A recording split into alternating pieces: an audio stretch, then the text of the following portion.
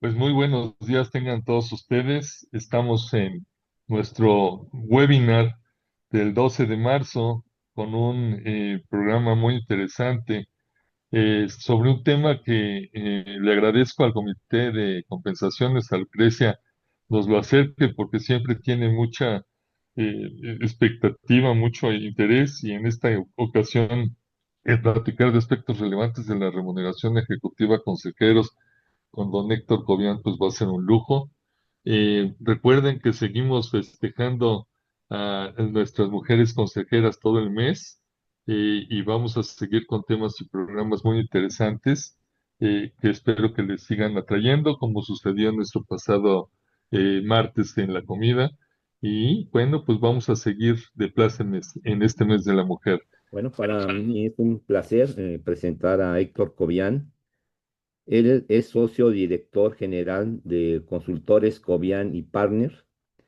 Tiene 45 años de experiencia en consultoría en compensación, en los que ha dirigido más de 1000 proyectos. Héctor fue líder de la práctica de compensación ejecutiva en Willis Towers Watson por más de 15 años. Hoy asesora a empresas mexicanas públicas y privadas, así como a corporaciones multinacionales en el diseño de estrategias de recursos humanos y organizacionales y programas de remuneración total. Estas incluyen desarrollo de modelos y estructuras, propuestas de valor al empleado, investigación de mercado, programas de compensación fija y variable, incentivos a corto y largo plazo. Él ha escrito un número significativo de artículos para revistas de negocios como Expansión, Mundo Ejecutivo y América Economía, y ha participado como profesor invitado para el programa de formación de consejeros en el EGADE Business School. Antes de trabajar para Willis Towers Watson, laboró para otras firmas internacionales de consultoría por más de 20 años. Héctor pasó 2 años trabajando en Latinoamérica con base en Puerto Rico, conduciendo proyectos para Venezuela, Colombia, Perú, Argentina, Chile y Brasil. Héctor estudió ingeniería civil en la Universidad Nacional Autónoma de México y ha tomado un número significativo de cursos de especialización tanto en México como Estados Unidos. Completó un diplomado en recursos humanos en el Instituto Tecnológico de Estudios Superiores de Monterrey y completó un programa de leadership en el Harvard Business School. Pues muchas gracias de que estés con nosotros, Héctor. Adelante. Muchas gracias, Emilio. Vamos a intentar en este, digamos, tiempo corto, para mí es corto porque el tema da para mucho más. Quisiera levantar un poco, más no levantar, sino definir un poquito la expectativa. Eh, Creo que sería inadecuado de mi parte en esta sesión el compartir niveles salariales de ejecutivos porque van a entender un poquito más después de la sesión cuáles son los criterios, digamos, para definir si una compañía es competitiva o no es competitiva, pero bueno, eso lo vamos a dejar para cuestiones posteriores. Afortunadamente lo que traemos es información, y le voy a decir yo, información, le llamo yo, de 33,000 pies, de 33,000 pies, es decir, hablando un poquito del tema de aviación, con donde lo que decía acá, comentaba con nosotros el aniversario de Volaris, pues es esa visión, o sea, no vamos a tener oportunidad de ir muy profundo en los temas, pero por lo menos dejar una idea de cómo están estructurados, cuáles son los retos a los que nos enfrentamos, en tener le llamamos nosotros, una buena remuneración ejecutiva, que sea efectiva, que esté bien alineada, etcétera, ¿no? Es decir, cuáles son aquellos digamos, componentes que son los que impactan en la definición de la remuneración. Un poquito hablando de contexto, ¿dónde estamos parados el día de hoy? Desde hace algunos ayeres, cuando inicié yo mi actividad en la consultoría, pues la compensación ejecutiva está mucho más acotada, mucho más definida en grupos, digamos, comparativos con el mercado. Siempre el mercado ha sido un referente. No es un definitorio, sino es un referente. Si yo quiero estar en ese mercado, con quién me quiero comparar, y a partir de eso se ha ido sofisticando un poco más, por un lado, y por otro lado, también lo que es cierto es que los inversionistas cada vez son más sofisticados, son más educados. Hoy tenemos muchas inversiones en compañías en México que vienen de parte de inversionistas institucionales, fondos de inversión internacionales, fondos de inversión locales, que tienen una visión muy clara. Es decir, ellos invierten en un negocio con el objetivo de tener una rentabilidad sobre su inversión y a ellos les gusta mucho que dentro de las compañías que invierten haya programas formales de ejecutivos que tengan una mayor correlación o que estén mejor explicados desde el punto de vista de si el ejecutivo gana es porque el accionista también está ganando, ¿no? Entonces, hay una mayor participación. Hoy, por lo menos en México, hemos avanzado de manera, déjame llamarlo, entre formal e informal, porque si bien hay comités, algunos comités le llaman de recursos humanos, algunos de compensación, algunos son subcomités que dependen de un comité de prácticas societarias. En fin, lo que es cierto es que hoy sí hay por lo menos una entidad dentro de las organizaciones que analizan, deciden, en algunos casos aprueban o desaprueban las propuestas de los programas de compensación de los ejecutivos. Las discusiones dentro de los consejos, que afortunadamente me toca participar en algunos de ellos, la discusión va mucho más allá de simplemente, oye, vamos a hacer un incremento salarial de los ejecutivos. Esa discusión creo que es la que dura menos dentro de la agenda de los comités de compensación. Va mucho más hoy el detalle de análisis sobre los temas de incentivos, si están bien alineados con el desempeño y el desempeño entendido desde el punto de vista del desempeño financiero de la organización, es donde viene la correlación. Si la compañía tiene un buen desempeño, entonces el ejecutivo también tiene una buena remuneración, ¿no? En muchos casos, hoy no hay nada más dinámico hoy en la compensación ejecutiva que los programas de compensación variable. Le llamamos corto y largo plazo. El corto plazo es programas que tienen una maduración en un año y normalmente tienen la forma de un bono, el bono anual famoso de desempeño, y también un bono o un programa de largo plazo que puede ser un bono o que puede ser denominado o en acciones o en instrumentos que sean parecidos o que simulen el valor de la compañía. Vamos a ir un poquito más a detalle más adelante. Hoy vemos más indicadores asociados en el corto plazo sobre temas de ganancias en el año. El EBITDA hoy por hoy es, digamos, muy popular desde el punto de vista de la medición de cuál es la métrica de desempeño. Lo que es cierto es que no es única, ¿eh? Es decir, la mayoría de las compañías cuando definen un bono está dependiendo de varios niveles. Uno, el desempeño de la compañía, y el desempeño de la compañía puede estar explicado por una o dos variables o más, y el desempeño, por supuesto, individual y cumplimiento de metas estratégicas, etcétera, ¿no? Y los indicadores en el largo plazo, yo te vamos a ver un poquito, vamos a hacer un poquito más énfasis en el largo plazo, porque es un tema donde hay mucho más actividad, yo diría hoy, en la revisión de programas, que hoy están mucho más asociados a temas de retorno. Y vamos a ver más adelante cuáles son esas cosas de retorno, ¿no?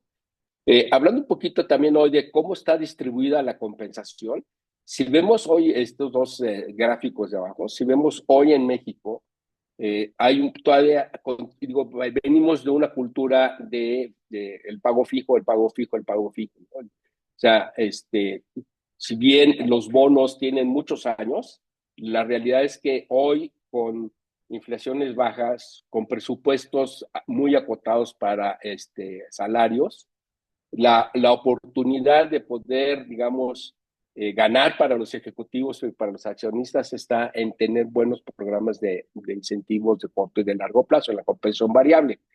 Entonces, la parte, digamos, de los gráficos, la amarillita, que es el bono anual y el incentivo de largo plazo, hoy pues son casi la mitad. Bueno, en el caso del director general, hoy ya significan la mitad. Lo que se está moviendo hoy empieza a moverse en algunas organizaciones, es que en la parte gris empieza a moverse más hacia un 25%, es decir, que haya un 50% de la compensación, un 25% fija, 25% en corto plazo y 25% en largo plazo.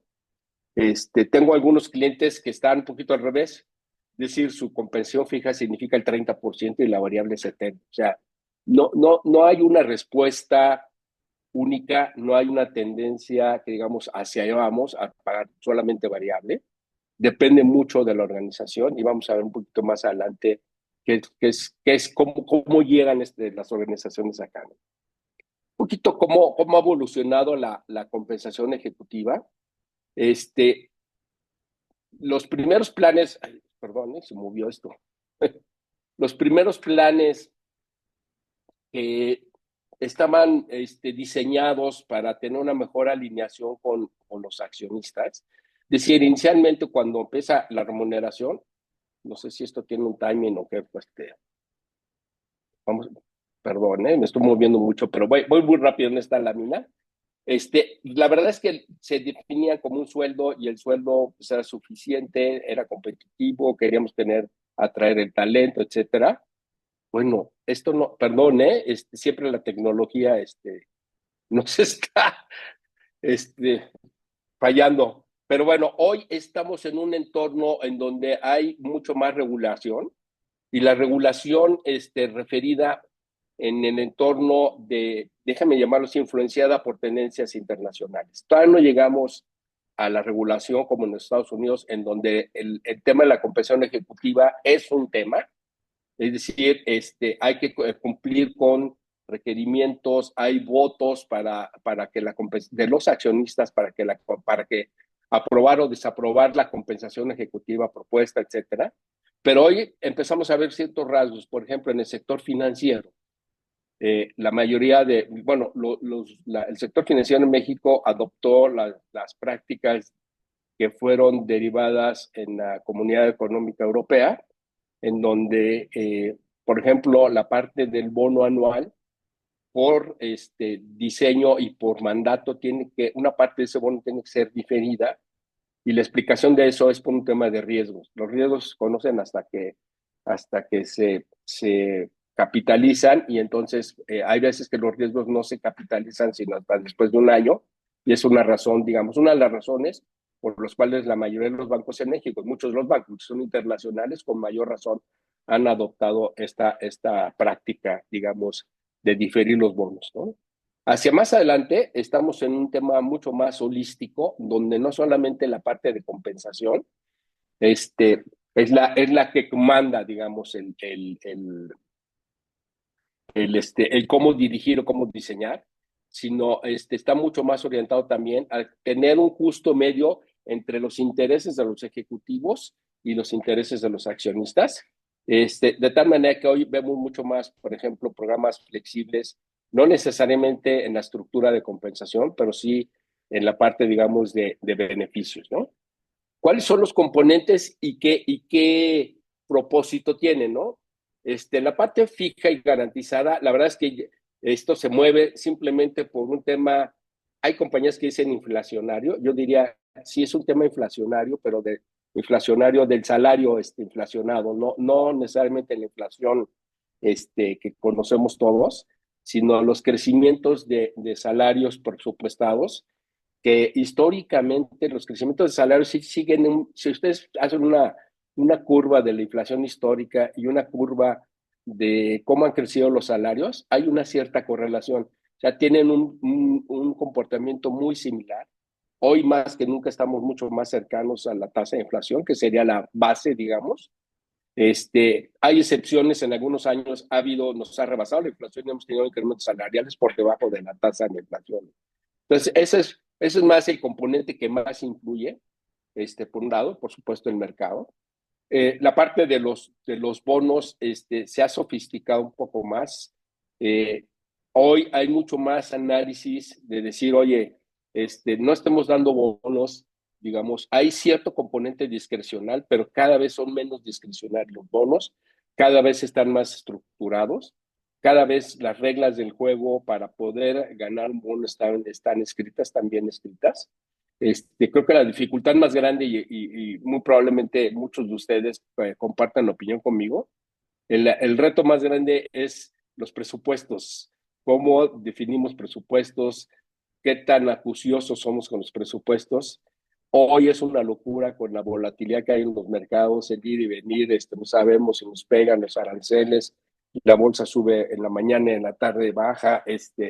Estamos viendo esos retos interesantes, que decir, oye, ¿cómo podemos reacomodar los presupuestos de tal manera que sean, digamos, retadores, pero que sean alcanzables? Lo que queremos siempre que diseñamos un programa de compensación variable es cómo calibramos el programa para que los ejecutivos primero se alineen, pero también se entusiasmen con el programa para que lo compren y digan esto sí es una oportunidad de ganar real, ¿no?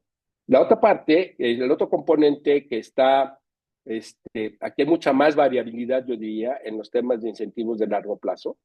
Vamos a ver un poquito más adelante cuáles son los programas que más comunes en el mercado, pero lo que es cierto es que cuando una compañía entra en esta conversación, tienen un programa, introducen un programa de este tipo, el programa termina siendo, en algunos de sus componentes, termina siendo muy, muy adecuado a cada organización. Entonces, vamos a ver un poquito más adelante cómo están estos temas, ¿no?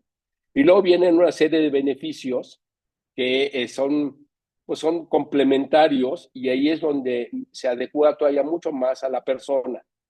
Es decir, ahí vemos mucha flexibilidad en el mercado en temas de tipos de programas de coberturas médicas, de seguros de vida, en el planes de pensiones, que plan de pensiones ahí sí hay, digamos, una oportunidad importante de, además con el tema de las nuevas normas, digamos, de Afores para las nuevas generaciones, pues tener un plan de pensiones mucho más adecuado a esas generaciones, también generan cierto nivel de compromiso en los empleados, ¿no? Hablando un poquito de cómo están, este es nada más un ejemplo, nada más, de un director, en donde dice, oye, ¿cómo mi paquete de remuneración, cómo se distribuye en la realidad? Entonces, pues tenemos hoy mucho más salario fijo, una parte en bonos, una parte en incentivos de largo plazo, y digamos, la parte de los beneficios que son, digamos, complementarios a los beneficios del Seguro Social, que son normalmente los planes de pensiones, le llamamos privados, ¿no? Eh, digamos, el tema de análisis mucho más enfocado hoy en preocupación de las organizaciones está sí en un tema más integral, pero la discusión no es tan exhaustiva en el diseño de estos planes de beneficios, no es tan exhaustiva tampoco en la parte de los salarios. Por supuesto, el salario es uno a uno. Lo que sí es cierto es que como organización nos tenemos que cuestionar cómo queremos nosotros como organización, nuestra propia filosofía.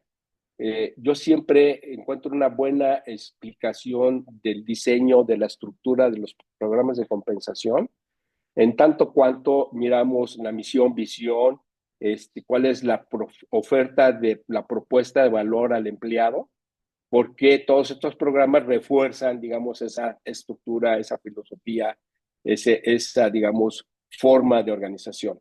Por ejemplo, si miráramos esto en una compañía que está apenas iniciando operaciones, pues hay una escasez, digamos, de flujo de efectivo, y los planes de incentivos de largo plazo es una buena respuesta para una organización que está iniciando operaciones, pero compañías que están más maduras, compañías que están en crecimiento, y es decir, cómo vamos haciendo estos componentes que estén mejor alineados a esa estrategia de la organización, ¿no?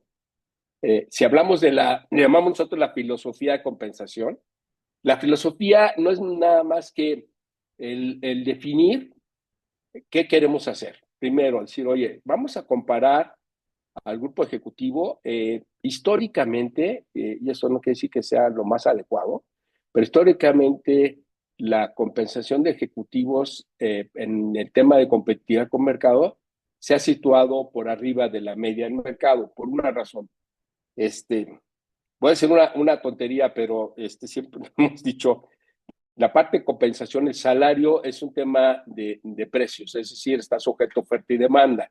¿Por qué los ejecutivos, si vemos ya muchos años atrás, los crecimientos salariales de los ejecutivos, además de que ganan un mejor sueldo, se han situado por arriba del crecimiento de los sueldos del resto de la organización? Y por un tema, digamos, de atracción, de retención, de poco talento disponible, etcétera. Esa historia está empezando a cambiar.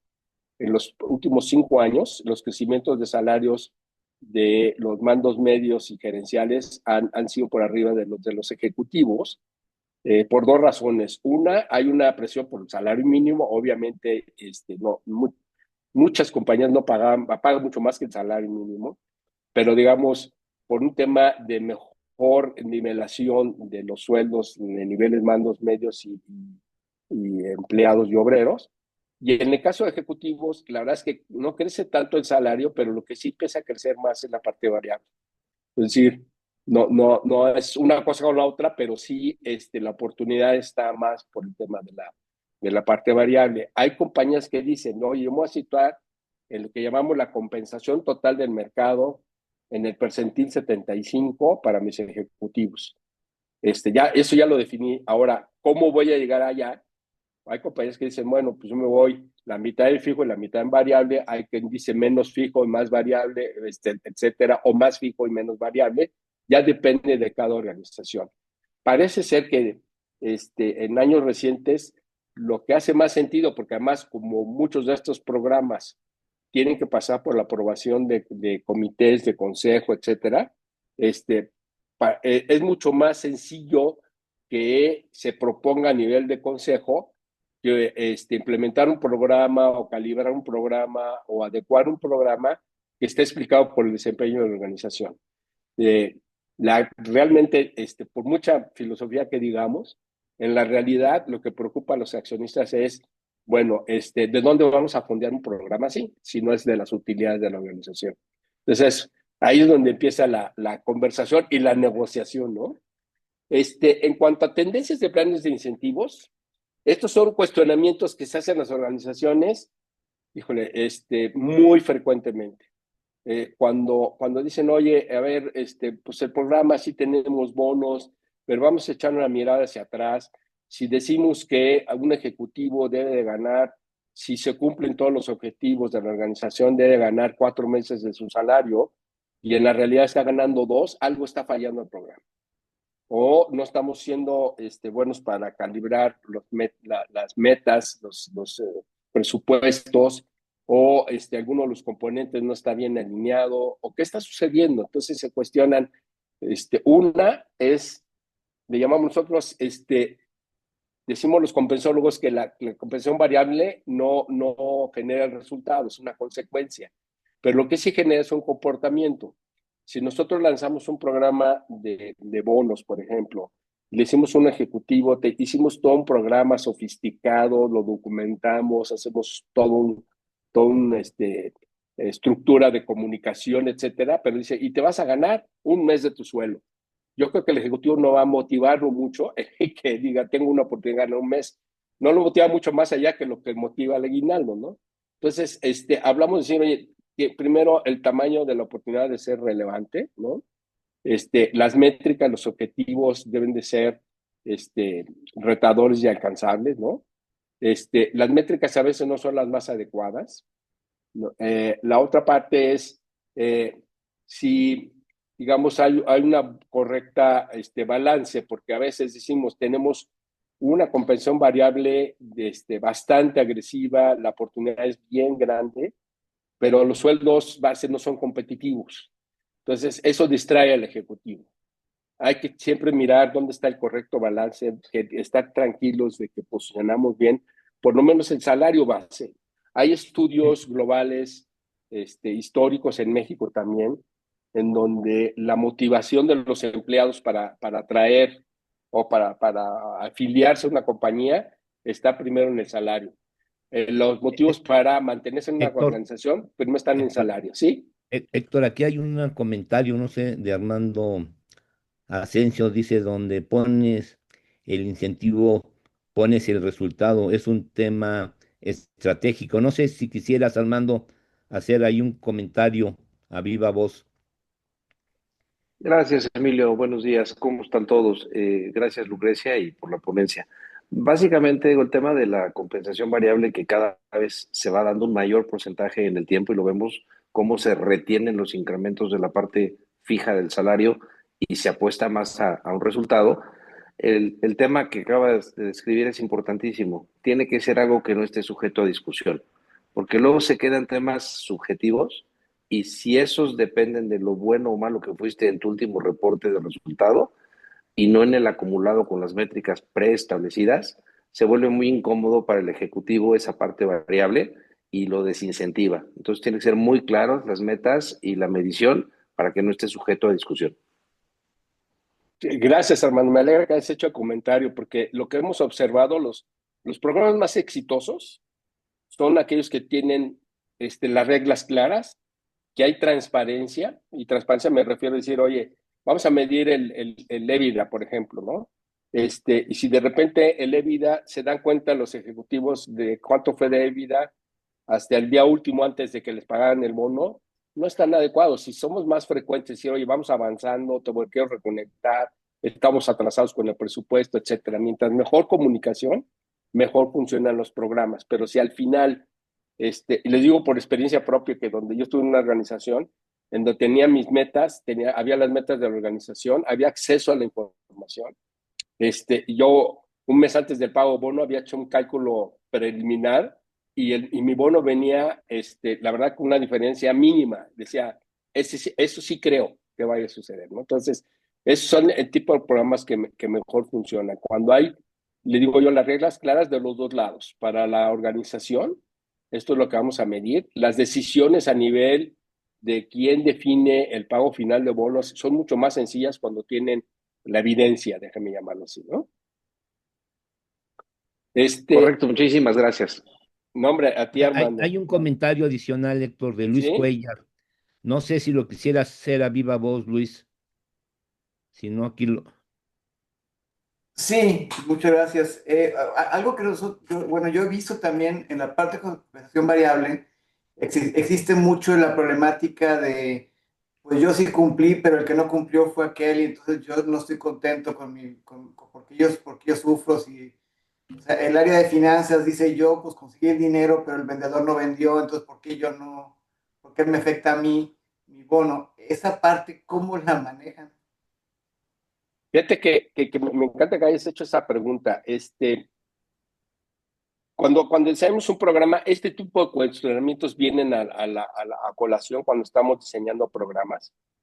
Lo que es cierto es que hablamos un poquito de reforzar mensajes, ¿no? Entonces, una organización, cuando implementa un programa, y yo estoy hablando primero de bonos y después de largo plazo, pero un programa de bonos, dice, este programa de bonos está explicado por la generación de utilidad para poder fondear el programa. Entonces, si no hay utilidades a nivel de organización, aunque en lo particular alguien haya hecho un esfuerzo extraordinario, la primera conversación es, pues, se cancela el programa porque no hay recursos para pagar. O sea, no es, así es frío, ¿no? O sea, refuerza un mensaje de que el desempeño y el cumplimiento de objetivos es lo primero que se tiene que cumplir. Si se cumple la rentabilidad, la utilidad y hay fondos para distribuir, un siguiente paso es ver los objetivos individuales. Si, por ejemplo, ventas, pues no fue tan preciso y no alcanzó a cumplir los objetivos totales, pues hay una disminución en el pago de bono, o sea, una proporción de pago de bono, ¿no?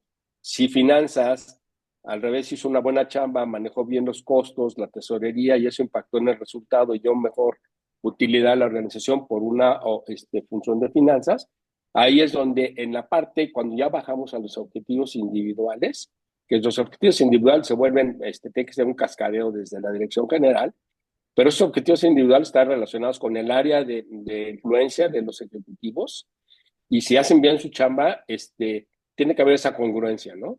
Entonces, es cada componente no hay un componente que sea definitorio, pero cada componente tiene que tener un sustento, ¿no? Y, por supuesto, tiene que tener un peso específico.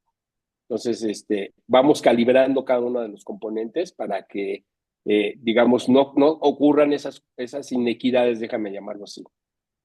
Un ejemplo claro de falta de inequidad es el reparto de utilidades. Bueno, a muchos les va a sorprender, pero el reparto de utilidades me lo gano yo solamente si me presento en la organización y si tengo un sueldo, no tengo que hacer nada más. Para los que no son que tienen tan buen desempeño, pues su oportunidad de ganar es la misma que alguien más que gana el mismo sueldo y que se rompió el alma en la organización. Entonces, por eso la respuesta de un tema de bonos donde puede ayudarte a tener mayor diferenciación, ¿no?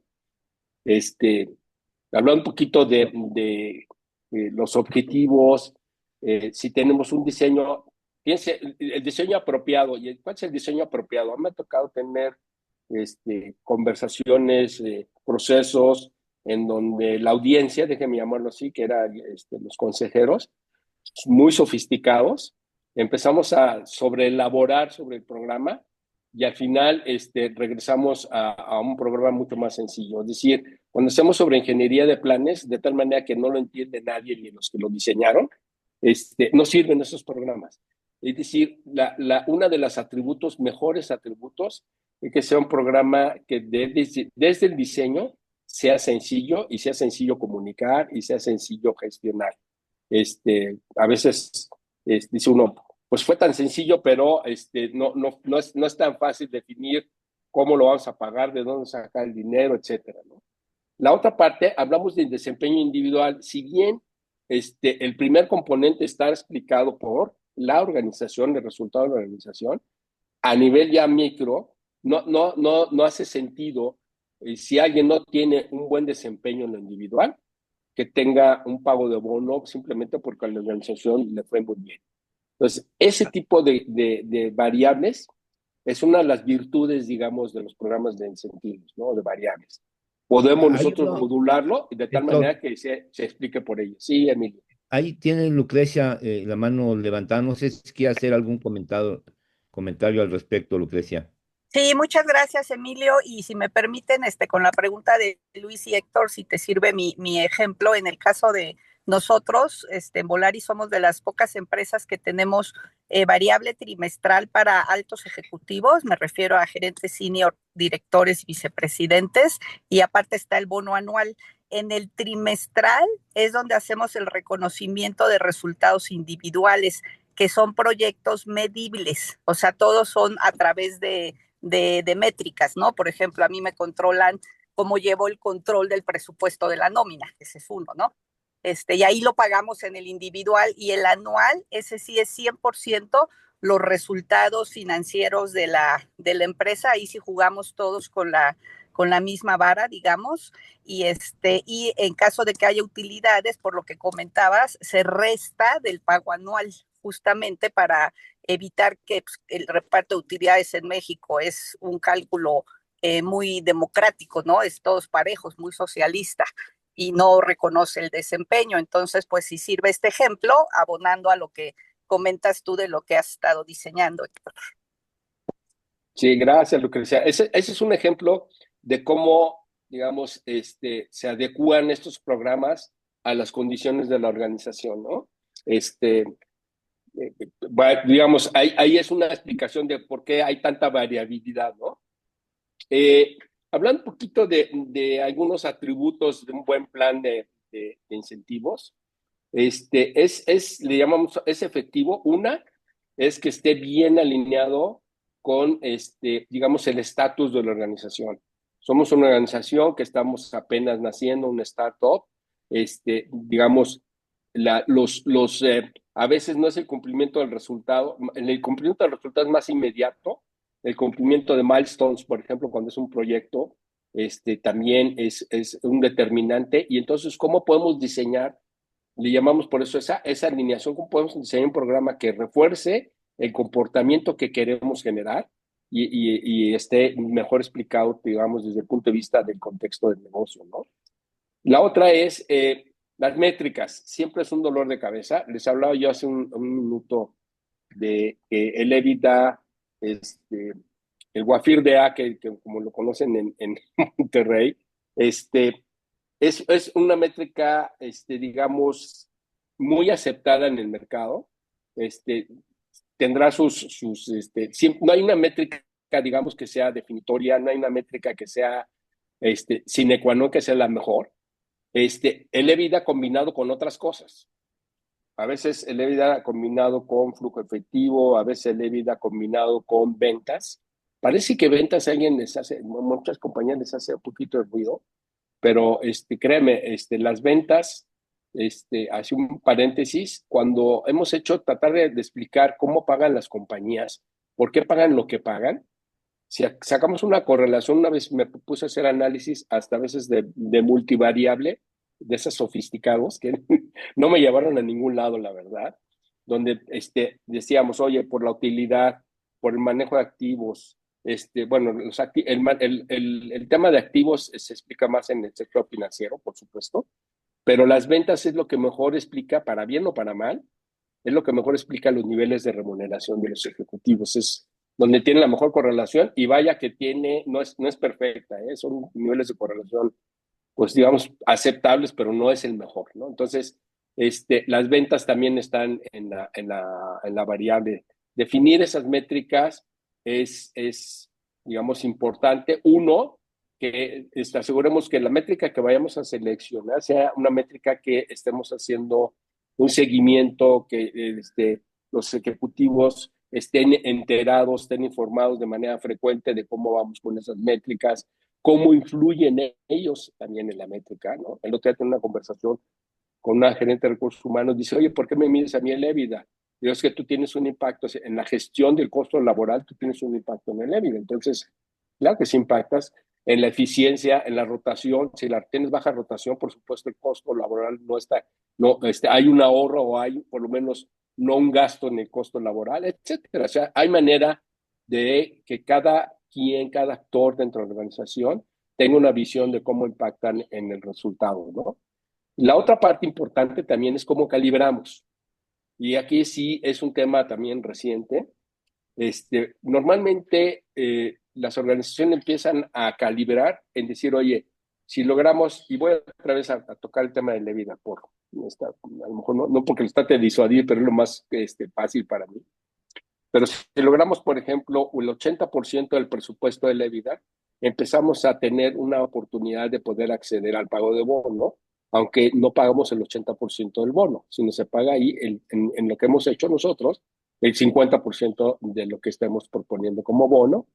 Por supuesto, si se logra el resultado del 100, se paga el 100, y si se logra el resultado arriba del presupuesto del 120 de vida, pagamos, y hemos hecho programas que pueden pagar hasta 2 veces el target. Vuelvo al ejemplo de un director, en donde si le decimos si se cumplen los objetivos, ganas 4 meses de tu sueldo, puedes llegar a ganar 8.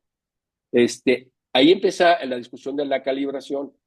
Hay 2 aspectos importantes. Uno, ¿qué tanta diferencia hemos tenido en el pasado en el alcance de resultados y qué diferencias hemos tenido con respecto al presupuesto?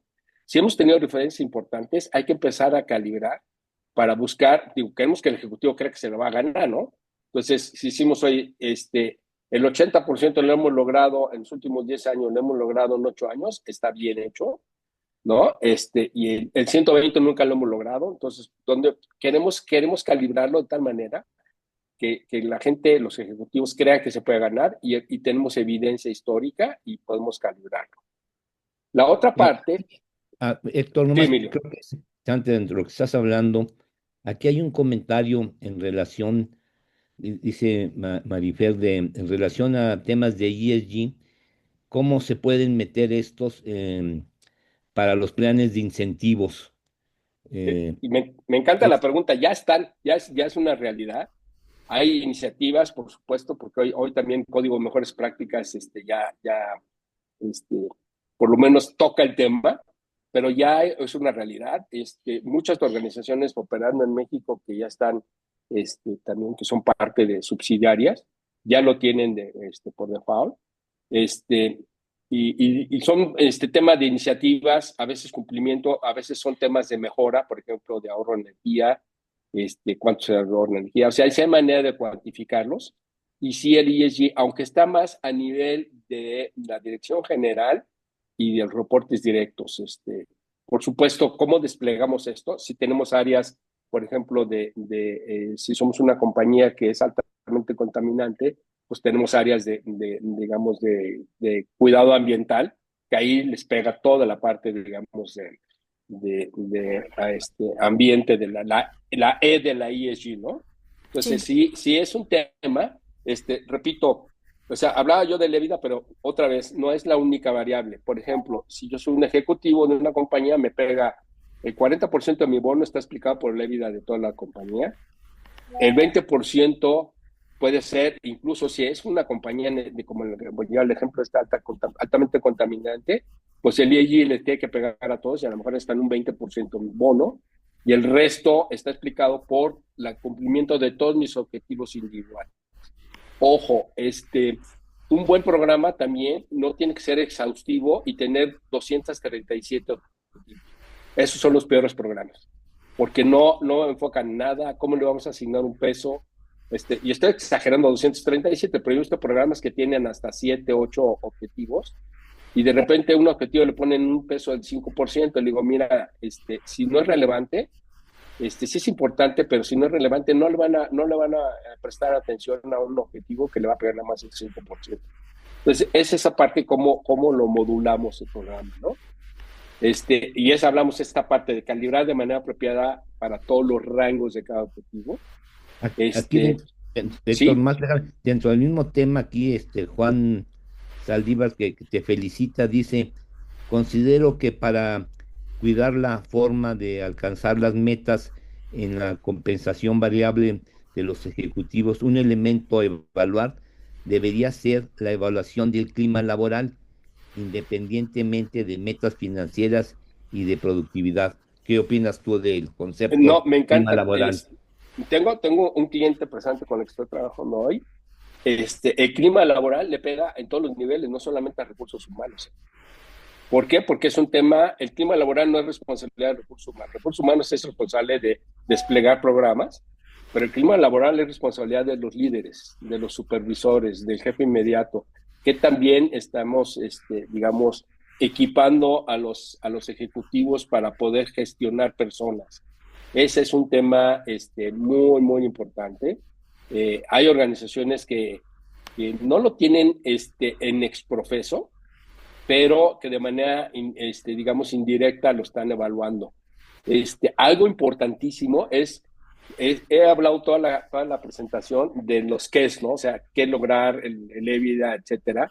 Pero la otra parte importante que está también modulando los programas es el cómo logramos el objetivo. Y ese es, por ejemplo, el tema de clima laboral. Oye, logramos el objetivo, pero desgastamos a la gente, les hicimos trabajar horas extras, están agotados, están buscando chamba de manera, digamos, activa. Hay que tener mucho cuidado porque es lo que nos va a garantizar la permanencia y la continuidad, ¿no? Me Sí, gustan mucho los comentarios. hay un comentario aquí Sí. para terminar los temas de ESG de Armando Asensio, en el sentido de que se ha perdido impacto por todo lo que ha estado pasando en Estados Unidos de presidente Trump, de evitar todos los temas que tienen que ver con cambio climático y esto. Si Sí, tú has visto algo que haya perdido impacto en las compensaciones, los temas de ESG. incluso no a nivel de Estados Unidos, ¿eh? O sea, tengo la impresión de que las organizaciones ya están embarcadas en estos temas, porque no es solamente la parte ambiental, es también la parte social, ¿no? Y la parte social tiene que ver con el bienestar de la organización, ese clima laboral. En la parte S está mejor explicada, ¿no? La siguiente fase de la parte, digamos, social son los programas que tienen con la comunidad, etcétera, ¿no? Gobierno creo que está tan desarrollado, entonces la parte ambiental no he visto que se vea grandemente afectada en los temas habrá que ver más adelante. Digo, yo creo que la decisión, bueno, no estoy aquí para juzgar nada, no sé qué ha derivado esa decisión también, pero puede ser que mañana se desdiga, eso ya lo hemos visto. Entonces, no lo veo por lo menos ahorita en el corto plazo, ¿no? Hablando un poquito, es más que tratar de entender números, etcétera, y gráficos, es en la parte de largo plazo, digamos, estos son los instrumentos más utilizados, ¿no? El primer instrumento, muchos de ustedes seguramente estaban familiarizados con el tema de stock options, son opciones.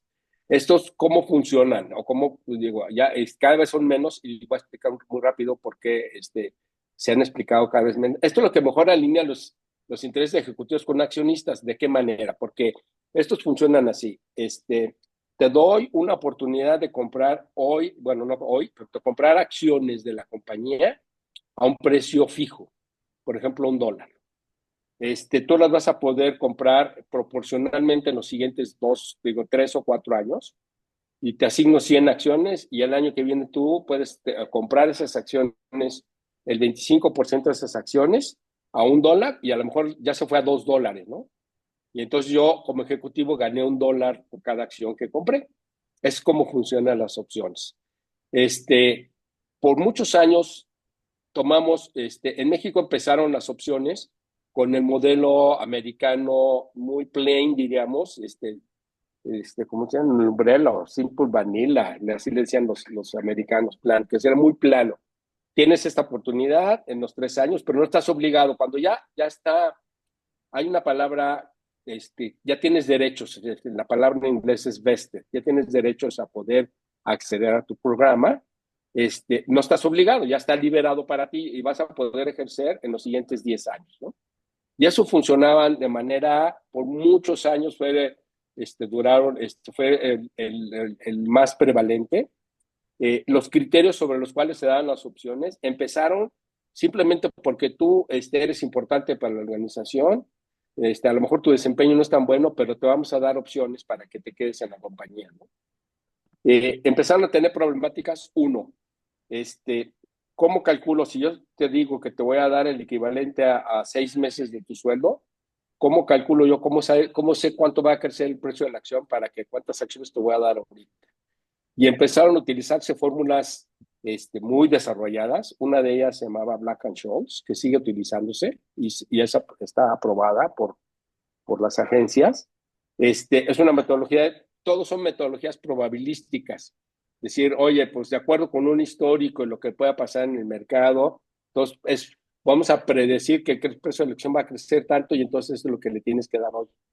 No solamente fue para definirle cuánto dar hoy, sino en los últimos, hace 10 años más o menos entró una legislación en donde decía, empezó en Estados Unidos y en México se adoptó esa legislación, en donde decían, oye, pues mira, el costo de esas opciones, porque además las fondeaban emitiendo nuevas acciones.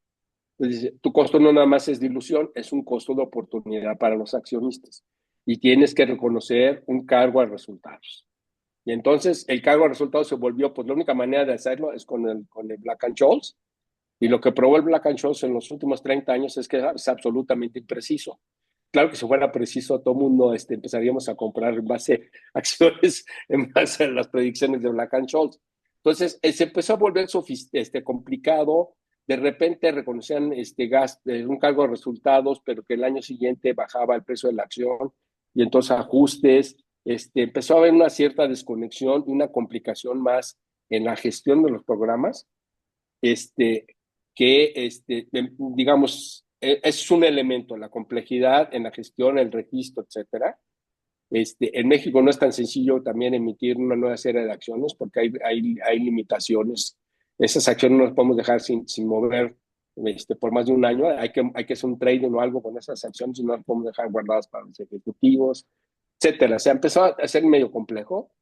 Y lo que empezó a crecer de manera importante era un programa de las amarillitas, ¿no? Y este es el ejemplo de México, que le llamamos acciones restringidas. Esto sí es mucho más sencillo.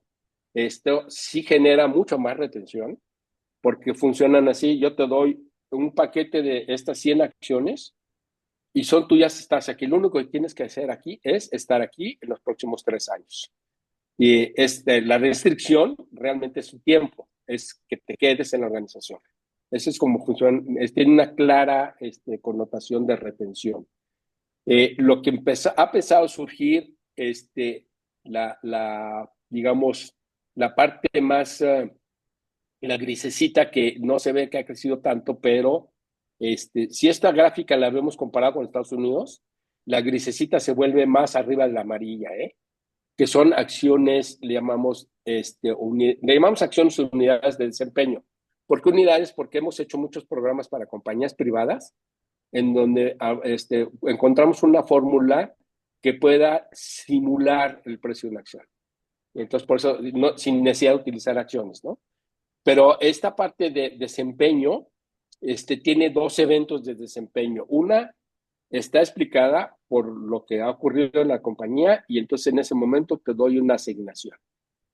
Y después, tú las das, todas estas siempre tienen un periodo de maduración en el tiempo, más adelante en el tiempo, normalmente en México va entre 3 y 4 años. Hay programas que tenemos que van a 7 años y hay compañías que dicen esto madura en el momento que tú te retires de la organización. O sea, tienen un objetivo claro de retención hasta el retiro, ¿no? Pero el otro evento es cuando vayamos a ejercer, cuando tú vayas a ejercer, ¿cuánto te voy a liberar? Depende qué tan bien nos fue en los años anteriores. Normalmente son periodos de revisión de 3 años. En Estados Unidos, esta parte del desempeño, ahorita vamos a ver un poquito la métrica, está más explicado por lo que llaman ellos el TSR. TSR, la traducción es el Total Shareholder Return, que quiere decir, esto es, oye, te voy a dar las acciones dependiendo cuánto creció el precio de la acción, más los dividendos que hayamos pagado en el tiempo. Ese es un retorno total al accionista. Pero dicen, oye, la dificultad de muchas compañías, yo creo que aún en Estados Unidos es un mercado maduro, y más hoy con la volatilidad que hay, la complejidad es, ¿qué tanto de TSR vamos a querer? Y entonces empezaron a utilizar algo que le llamaban un grupo de comparativo de compañías que se define en una discusión a nivel de consejo. El grupo comparativo de compañías, en la mayoría de los casos, no son compañías con las que competimos por talento, sino compañías con las que competimos por capital. Esa tiene una clara visión de un accionista, en donde dice alguien, oye, si tú como organización me prometes una tasa de retorno de 3%, mejor compro CETES, es más seguro, ¿no? Estamos compitiendo por ese capital. Entonces, lo que hicieron fue fijar un grupo de compañías y decimos, con ese grupo de compañías que están sujetas a las mismas condiciones de mercado, pueden ser compañías que sean de la misma industria, aunque he visto yo comparativos, hay compañías que se repiten. Por muchos años IBM estaba en ese peer group en muchas compañías, porque IBM era el role model a seguir. Pero bueno, con ese grupo de compañías, ¿cómo quedamos nosotros? Y en base a ese posicionamiento de cómo quedamos nosotros en el TSR, es como te vamos a liberar. En México ya empieza a ver estos temas y ha causado mucho más interés. Yo creo que vamos a ver en el futuro que crezcan de una manera más importante, ¿no? La otra parte, en la utilidad neta, México no se utiliza mucho más. Yo diría, las métricas que más se utilizan para medir el desempeño en estos programas en México están en retornos sobre capital. Otra vez, el reto es cuál es la vara, dónde vamos a poner el objetivo de retorno sobre capital. Hay inversionistas o accionistas que dicen, oye, pues si bien esto es mi negocio familiar, pero yo mi capital personal lo tengo en otro instrumento que me da mejor rendimiento, pues vamos a ponernos a competir ahí, dame por lo menos el rendimiento por arriba de la tasa digamos, de mercado. Por muchos años estaban en 11, 12%. Esto ha variado y esto siempre tiene una movilidad, ¿no? La utilidad de operación es otra métrica. O sea, si bien esto suma más del 100% porque se utiliza más de una métrica, ¿no? Y flujo también es importante, sobre todo hoy con los ciclos de cobranza que están cada vez más rudos, ¿no? Entonces, esta es en general, digamos, una visión de por dónde andan, digamos, los programas. Un poquito de conclusiones, pues por favor, preguntas, las reacciones, etcétera. Tenemos programado en el comité tener otro webinar solamente de planes de incentivos, de parte variable. El tema, hablar un poquito más de muchos de estos temas que he hablado yo, conversado de manera más gráfica, ¿no? Pero hablando un poquito de cuál es un programa, uno es que, otra vez, que no sea un programa lo suficientemente complejo para que nadie lo entienda, ¿no? O sea, que lo entiendan bien, que sepan qué tienen que mover, cuáles son mis objetivos, ¿no? Obviamente que esté bien alineado el desempeño, que no pongamos, oye, vamos a crecer en ventas en 45% el año que viene, cuando traemos 10 años creciendo 2-3%. O sea, no pongamos objetivos que no sean reales, porque por muy buen programa que tengamos, la gente no lo va a creer y se va a desechar, ¿no? La otra parte, una comunicación, y decimos, no es solamente una comunicación, eso no es un refuerzo de un mensaje, de una cultura en donde dicen, oye, queremos alinearte de mejor manera, reconocer tu esfuerzo, compartir el éxito, etcétera. Todos esos programas que de manera constante tenemos que estar motivando a los ejecutivos, ¿no? Temas que hemos observado, ¿no? De repente no jala el programa porque no están bien completados los objetivos, o de repente a la mitad del periodo, ¿qué creen? Vamos a rediseñar el programa porque las circunstancias, solamente he visto yo muy pocas ocasiones, en una realmente donde sí vi un tema de preocupación, de rediseño, y que en Estados Unidos también pasó, fue en el año COVID, en el año más crítico del COVID, en donde dijeron, oye, pues ya realmente los factores exógenos, yo te voy a tocar un poquito el tema de factores exógenos, nos rebasaron. Entonces queremos reconectar a los ejecutivos para que por lo menos, si no logramos el 100, que logren el 80. Entonces fue manera de reacomodar, pero no es recomendable que haya un post diseño porque rompemos el convenio, en la claridad que comentábamos con Armando hace rato, decir, oye, pues si están claras las reglas, hay que respetarlas de los dos lados. Nos podemos equivocar como organización en el diseño, pero tenemos otro año para corregirlo, ¿no? ¿Verdad? Otra parte es, oye, me pasa a mí, oye, pues es que todo el mundo quería ser Google, ¿no? Hasta en las oficinas medio les acomodaba, pero un cliente mío me acuerdo que decía, todo el mundo quiere ser Google, pero nosotros lo primero que dijimos es, nosotros no somos Google, somos esta compañía, esta es nuestra cultura y tenemos que diseñar lo que queramos ser para nuestra compañía. Esto me pasa muy, muy frecuentemente. La verdad es que empezamos con algunas referencias de mercado cuando diseñamos programas, pero lo vamos ajustando, acomodando, y a veces terminamos con un diseño totalmente diferente, pero muy adecuado a la organización. Y otra vez que tratemos de que sea lo más simple, que la gente lo entienda, que se pueda gestionar bien, que no cause un sobrecarga de administración, que tengamos que sacar raíces cúbicas, cuadradas y tendencias y bla, bla, bla, para que el número que pensamos, mientras más transparentes y claros sean, son mucho más efectivos los programas, ¿no? Digamos, hasta aquí te hago la conversación el día de hoy. Yo sé que da para mucho más, y busquemos también estos espacios para seguirlo conversando, ¿no? Sí, hay aquí varios comentarios, Héctor. Uno es los incentivos, ¿cómo los ves tú y cuál es tu opinión en su relación con el Balance Scorecard? ¿Qué experiencia has tenido? Buenísima. Esta experiencia que les comentaba yo en un programa exitoso en el que yo participé, siempre y cuando seamos capaces de que en cada cuadrante de Balance Scorecard tengamos objetivos claros. Le llaman los americanos los objetivos SMART. SMART, que quiere decir objetivos simples, medibles, alcanzables, retadores y que tengan un tiempo en el que se van a cumplir. Créame, para mí es muy fácil recordarlo. Y si ponemos un cheque porque a veces ponemos objetivos que no están claramente definidos, o que no le ponemos el tiempo, decimos, oye, pues tienes que mejorar el ambiente laboral. Sí, oye, pero ¿en cuánto tiempo tenemos que ponerlo, no? El cómo, tienes que desarrollarte, bueno, pero ¿cómo desarrollarte? Pues tienes que cumplir con estos programas, etcétera. O sea, la verdad es que en el Balance Scorecard están los cuadrantes bien definidos como para poder poner métricas que sean, otra vez, que sean SMART, ¿no? Muy bien. Oye, Héctor, aquí hay varios que nos están pidiendo vas a compartir tu presentación con... Sí, sí, yo se Perfecto. la mando ahorita mismo a Angélica para que la suba ahí al grupo, ¿no? Perfecto, aquí. Y bueno, hay varias de felicitaciones y hay aquí una que habla sobre esta mezcla entre la parte individual, la parte de la división y la parte de la empresa. Ujú. Los incentivos, cómo se manejarían proporcionalmente y tu experiencia en lo individual, en lo que podría ser la división o el departamento y lo que podría Ujú. ser la empresa. Qué buena pregunta. Fíjate que, digamos, la parte de la empresa, a un nivel de director general de un grupo, la parte de la empresa le estaría pegando a veces hasta 60%, las variables de la empresa.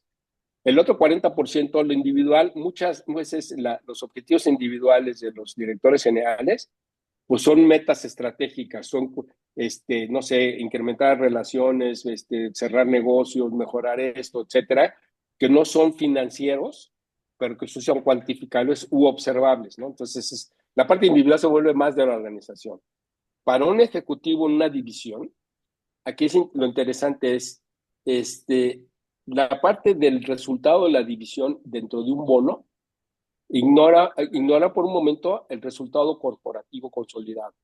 En la división, los mejores programas funcionan. En la división, a un director de una división, por lo menos el 50% del resultado de su bono está explicado por el resultado de la división.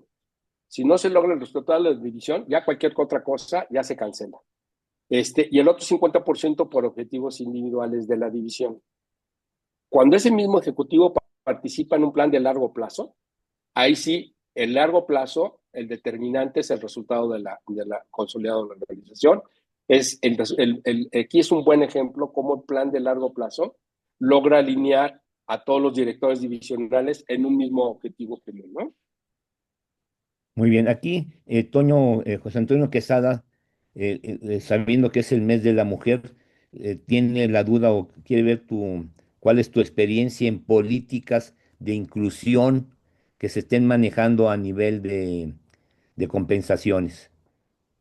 Fíjate que yo creo que digo, son impersonales, déjame llamarlo así, ¿no? Las políticas, los diseños de los programas son impersonales, o sea, están alineados al puesto, a su impacto en la organización, etcétera. Entonces, no importa la persona que esté ocupando el puesto, las políticas y la compensación está diseñada para los puestos, ¿no?